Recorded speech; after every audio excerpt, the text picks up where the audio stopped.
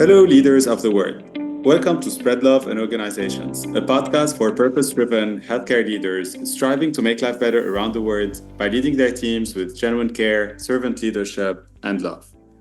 I'm Naji, your host, for a special episode in partnership with Jill Donahue for her new book, A Dose of Inspiration, 100 Purpose Stories for Pharma Leaders. I am joined today by Nejma Chami, Global Head of Medical Affairs at Grunenthal and Grunenthal Meds.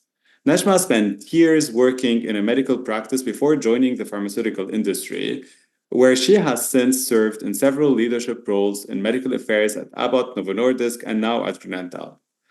Nejma is a purpose-driven leader with a mission to lighten the load of people who are suffering to make lives better. Nejma, it is such a pleasure and honor to have you with me today. Thank you. Happy to be with you. And thank you for inviting me.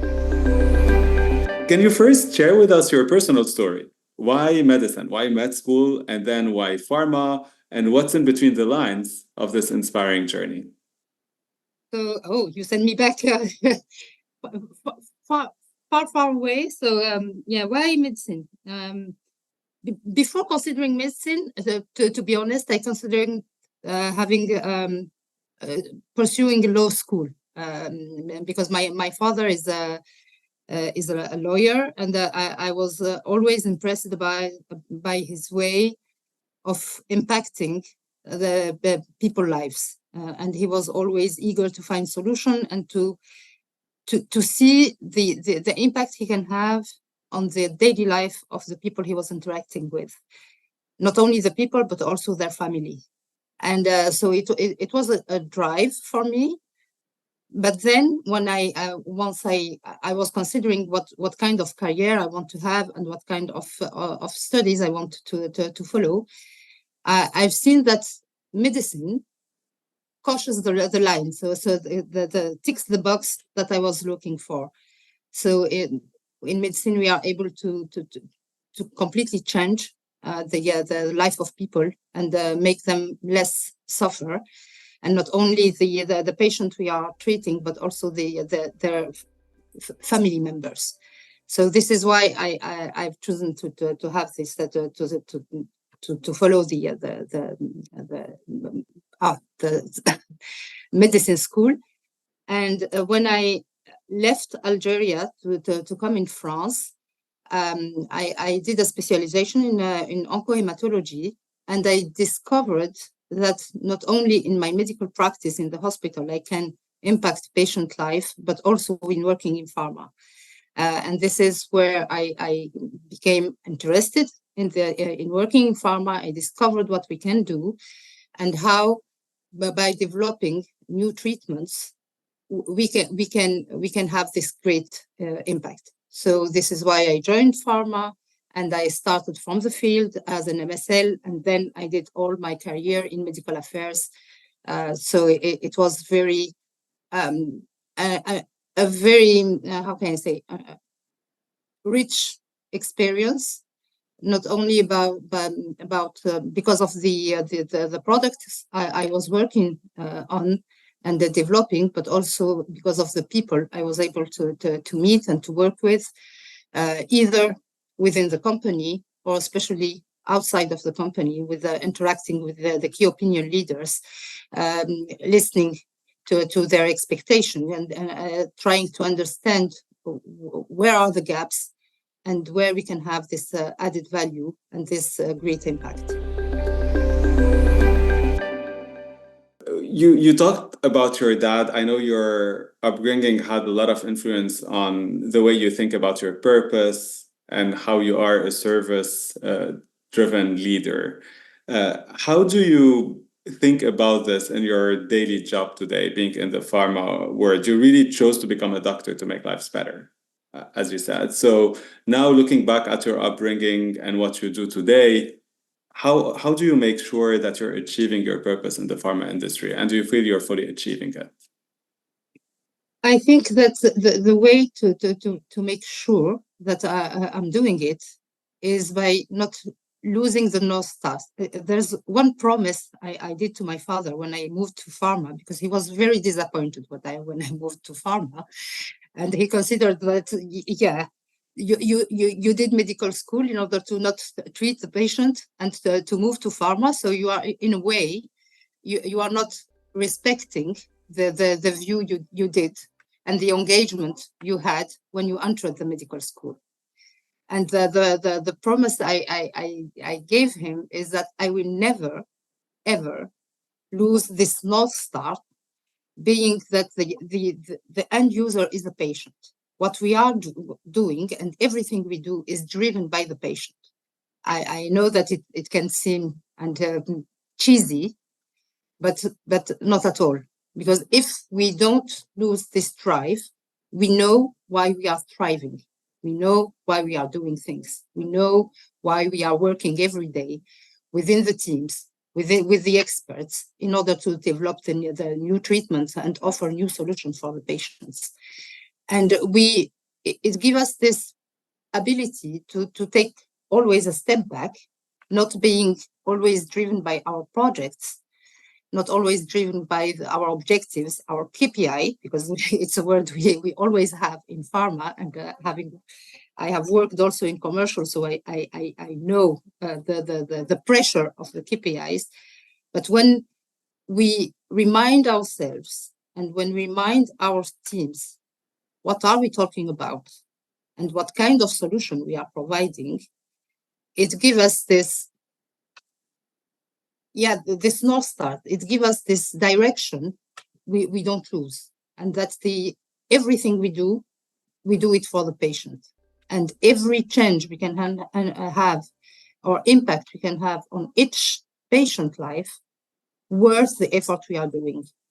So, and this is what I try to share with my team members. This is what we try to do on a daily basis. And when the teams are overwhelmed, we always try to take this step back and remind ourselves why we are doing what we are doing. I so relate to that on different levels. I was really smiling when you were talking about your dad. I think several of us have experienced this, especially coming from certain cultures, I should say. I've experienced this from our parents, our friends, and also our colleagues, as other physicians.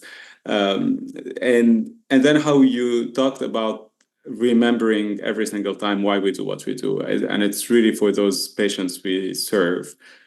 Do you have any tips on a daily basis, how you remind your teams? Is there a way for you to pull back from, as you said, key performance indicators, projects, being overwhelmed with the operations we're doing, to always keep this North Star you talked about? Any tips for other leaders listening to us? I don't know if it's a tip. What I try to do is to be always a listener. So my door is open, my laptop is open to my team members, and I always make a priority to give them the time to express any concern, any stress, any questions. And when they are overwhelmed about the timelines or the project becoming time consuming, I always tell them, we don't speak about the project. Let's put the project aside and tell me, why are you here? Why are you doing what you are doing? Let's remind ourselves that we are treating patients. We are not selling any product. We are selling and providing treatments that will change patient life. So just have this step back, think about it, and let's talk in 10 minutes. And I give them this time, and we discuss again, and they know that my door is always open, because I know it's easy to say, and myself sometimes I'm just in the daily work, and I need on a regular basis remind myself that, Nejma, you are losing your North Star, so just take a breath and rethink why you are here. And this is what I share with my team members. And that's really powerful. and certainly constantly reminding ourselves that what we do is so important for the patients. At the end of the day, as you said, this is why we're here. This is what every day, every single thing we do at the end of the day is going to hopefully benefit and positively impact patients we serve. You've led teams in several organizations. You've done medical, commercial. So I'd love first to know, when you move to commercial, the reactions probably of your surroundings too. Like there's always, for physicians, I feel people will say, I moved to the dark side, to the pharma. And then when you say you move to commercial, it's like the very dark side. And I'm sure both of us disagree with this. So I'd love first your thoughts about this. And then any guiding leadership principle that you always took with you throughout those experiences you had. Yeah, when I think that the first reaction from the sales team was, what is she doing here? So she's coming from medical, so she won't understand what we are talking about, and she won't understand our daily life. So, it was a very humbling experience, huh? Because in this kind of experience, you need to come as a learner. You need to open your mind a maximum, forget a little bit your expertise, because in medical affairs, we rely a lot on our expertise, and this is what everyone is expecting from us. But when you are in commercial, I think that the first thing is to listen and understand, and make sure that the commercial team feels that you speak the same language as them, and you understand what they are doing. And what you can provide them is also this direction. When I was leading the sales team and we were discussing the objectives, I was always telling them, don't think about the number of boxes of treatment you will sell. Think about the number of patients that will benefit from the treatment you are providing. So the more you give, the more patient will benefit from the treatment. It's a shift of way of evaluating or considering the sales on the field.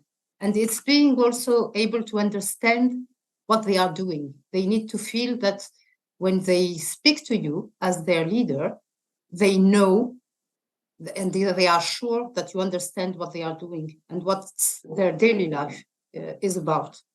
So it's an exchange, and it's a trust relationship. You need to build trust. I think that my first 3 months in my position in commercial was about listening, understanding, and building the trust.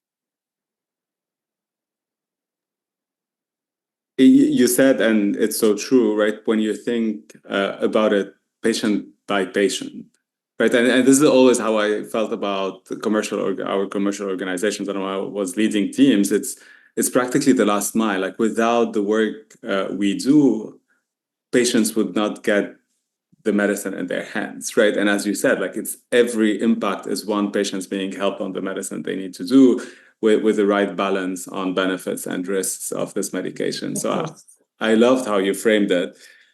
So you said listening, understanding, and building trust. Is building trust for you listening and understanding, or was there anything else that you did to build trust in your teams? It was also about being hands-on with the team, always supporting the team, challenging, but supporting them. They know that even if I challenge, I'm there to support them, to make them grow, to grow together. So when every organization I joined or every team I joined, especially as a leader, my first objective was to make the people grow. And I consider that I succeed once the people don't need me anymore, because they can manage without me being behind each of them, because I showed them how to do things, and they did it by themselves, and they learned how to do it, so they can rely on themselves. It's this empowering people that's key in our functions. And for me, it's the key driver. I'm happy when the team don't need me anymore. Well, this is a real big testament of your leadership. When I reflect on those things, I really relate to what you're saying, which is, I'm sure through transformations and leading leaders, it's sometimes one of the most terrifying things for a manager when they like, oh, but what would be my job if my team knows to do everything? And for me, it's always this transformative piece where you get to a point where actually they really don't need you. And this is where you obviously grow and you're able to impact at a broader level. So I love how you framed it as a role for leadership. They need me on their daily basis because they know the basics. They know how to do it. They know we agree on an objective. We agree where we want to go. We are very clear about the direction and the destination where we want to go. And then I'm eager to listen and to hear how they will go to the same destination, because I can follow a path, you can follow a path, and both of us will arrive at the same destination at the same time. So I need to respect that everyone don't have to apply my way of doing things or to follow the path I will follow to get to the destination. But I need to make sure that the destination is clear for everyone. And that this is what we want to achieve together. This is where we want to go. And this is our, how can I say, main objectives and what we want to reach. How we will reach it, I'm happy to listen from you. And perhaps I will learn from you. And I will change my mind. And this is what I find very fulfilling in a leadership position. It's this seeing the people providing their own solution and not just waiting for me or saying, because it's easier when you are very directive. Yes, we do it this way, and I want it this way, and I want this timelines. It's easy. It can save you time. It's more time consuming to let people try and fail and try again.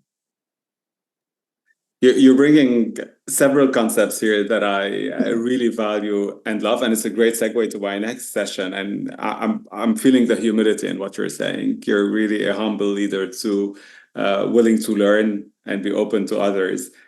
So that's a great segue for my next session, where I'm going to give you a word, and I would love your reaction to it. And the first word is leadership. It's serving the people we are working with. It's not managing them. It's working with them and serving their best interest. Because what makes you a leader is the team you are working with. What about patience? It's the main driver for everything I did until now. Purpose. Purpose is being honest in everything I do and see the impact of every action I can have. The last one is spread love in organizations. Trust in people and be humble.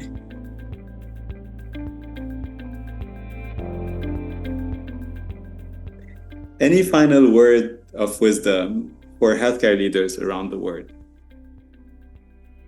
Wow, tough question. A word of wisdom. I think it's, I would say, believe. Believe in your dreams. Believe in what makes you you. Believe in the change you can have and the impact you can have on people's life, either your team members or each patient you can serve. And yeah, I think that I'm a strong believer. And I do hope that I will continue to be this one. Wow, what an amazing charge and words of wisdom for all of us in the healthcare world. Thank you so much, Nejma, for your time and for being with me today. Thank you, Naji. I was very happy to exchange with you. Thank you.